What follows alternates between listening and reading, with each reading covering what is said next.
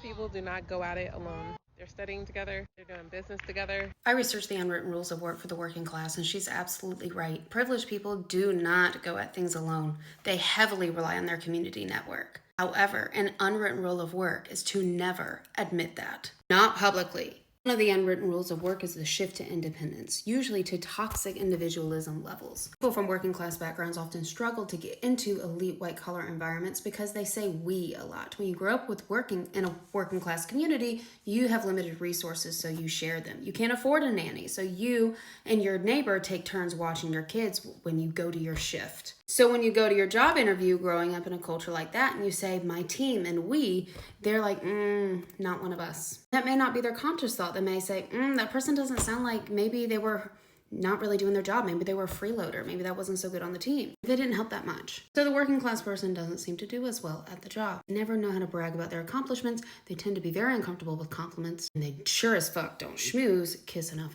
ass. It's a juxtaposition of how elitism actually works because they don't apply to jobs. They make a phone call.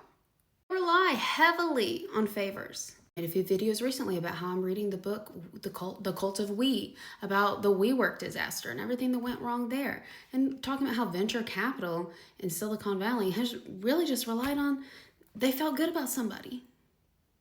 They liked that person's personality. They felt charismatic. They got excited about it. They went for it. That was the difference.